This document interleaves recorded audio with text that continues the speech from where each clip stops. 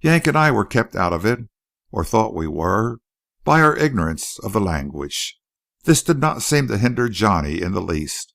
In 5 minutes he was oblivious to everything but his attempts to make himself agreeable by signs and laughing gestures, and to his trials with help at the unknown language. The girl played up to him well. Talbot was gravely and courteously polite. At the close of the meal, the women rose suddenly, bowed, and swept from the room. Johnny turned back to us a good deal flushed and excited, a little bewildered, and considerably disappointed. The alcalde looked as though nothing unusual were under way. The rest of us were considerably amused. "You'll see her later," soothed Talbot mockingly. Johnny gulped down his coffee without reply. After the meal we went outside. Fires had been built on opposite sides of the hard-beaten earth in front of the house. 4 men with guitars sat chairs tilted back against the veranda. 30 or 40 people wandered to and fro. They were of the usual native class, our host's family, and one other, consisting of parents and 3 grown children, seemed to represent all the aristocracy. These better-class guests came to join us on the veranda. The older people did not differ greatly from our host and his wife, except in cut of masculine whisker or amount of feminine fat. The younger members consisted of a young lady, tall and graceful, a young girl in white, and a man of 20 or thereabouts. He was most gaudily gotten up, for a male creature, in a soft white shirt, a short braided jacket of blue, a wide red tasseled sash, and trousers slit from the knees down.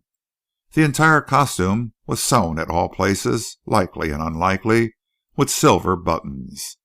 And he was a darkly handsome chap, with a small mustache, red lips, and a little flash of teeth.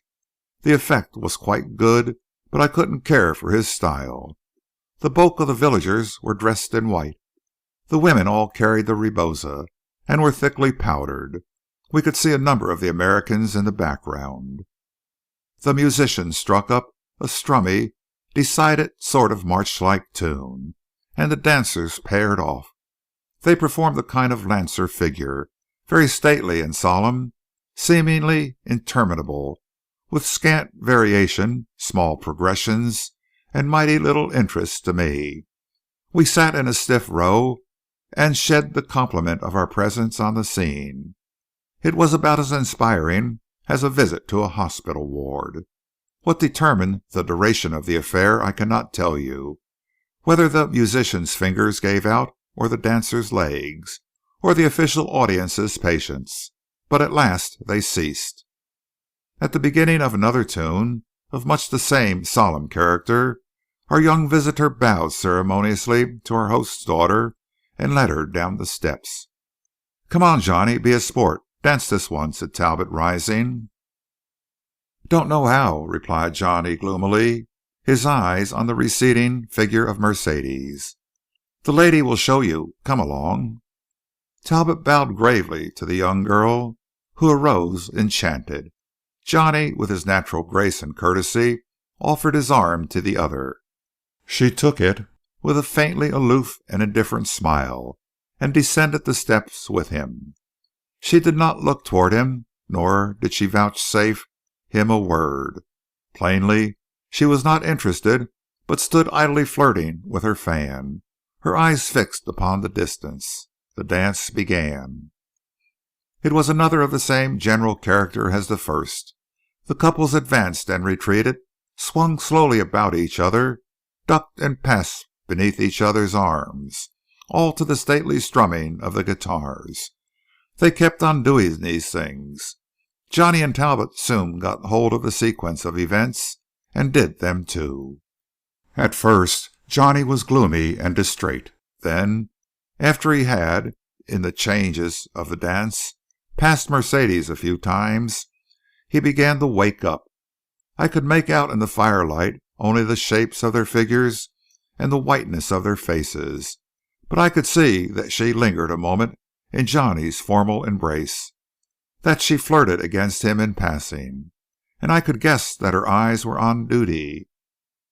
When they returned to the veranda, Johnny was chipper, the visitor darkly frowning, Mercedes animated, and the other girl still faintly and aloofly smiling.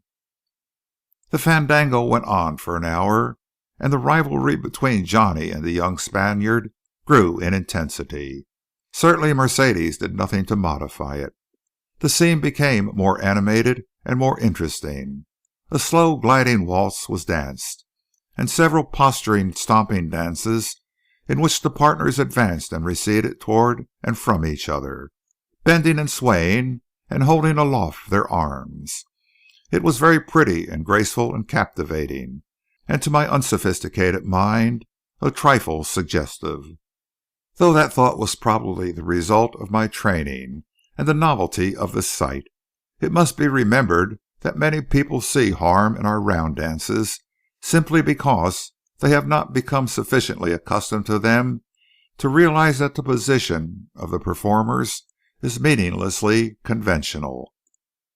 Similarly, the various rather daring poses of some of these Spanish dances probably have become so conventionalized by numberless repetitions along the formal requirements of the dance that their possible significance has been long since forgotten. The apparently deliberate luring of the man by the woman exists solely in the mind of some such alien spectator as myself. I was philosophical enough to say these things to myself, but Johnny was not. He saw Mercedes languishing into the eyes of his rival, half fleeing provocatively, her glances sparkling, bending and swaying her body in allurement. Finally, in the finale of the dance, melting into her partner's arms as though in surrender. He could not realize that these were formal and established measures for a dance.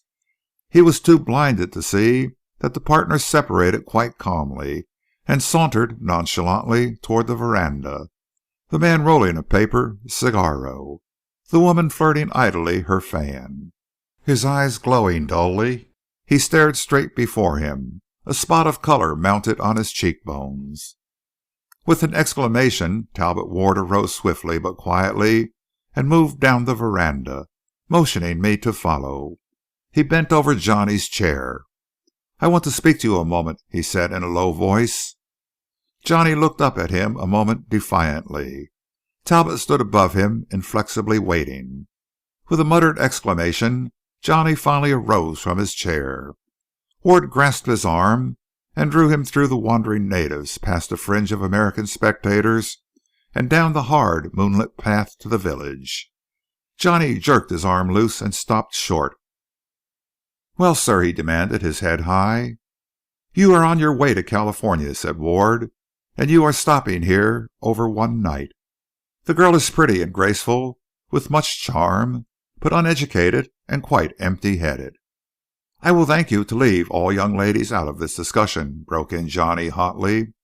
"The young lady is the whole of this discussion and cannot be left out."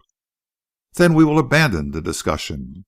"Also," said Talbot Ward irrelevantly, "did you notice how fat all their mothers are?"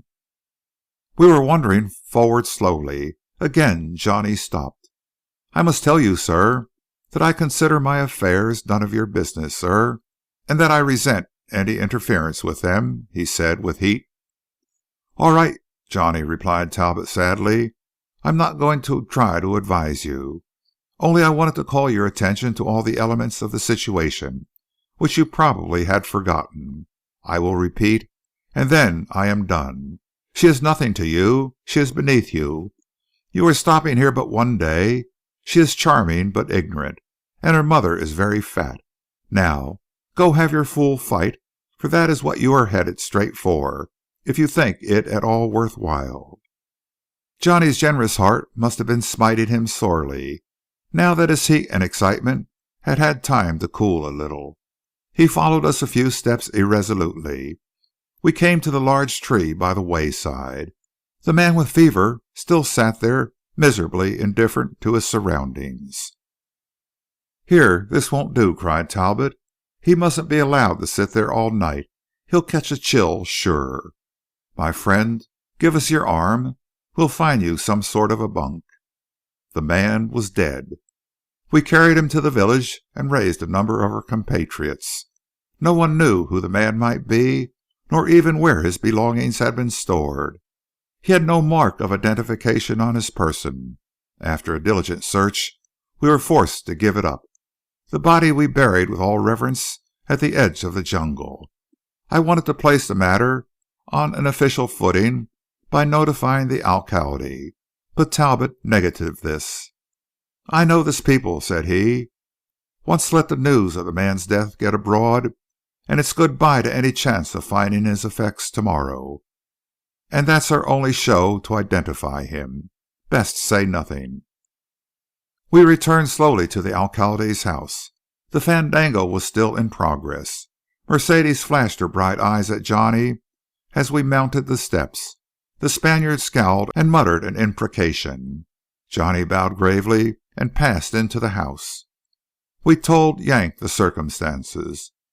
"Poor devil," said I. "Like the rest of us, he was so full of hope so short time ago." Ward nodded. "And his death was so unnecessary, so utterly and completely useless." "I don't know," spoke up Talbot musingly. "It seems to us unnecessary, but who can tell? And useless, I don't know. If we hadn't happened to stumble upon that poor chap just then, Johnny Fairfax might be in his fix right this minute. And Johnny Fairfax seems to me likely to prove a very valuable citizen." "And what did the blame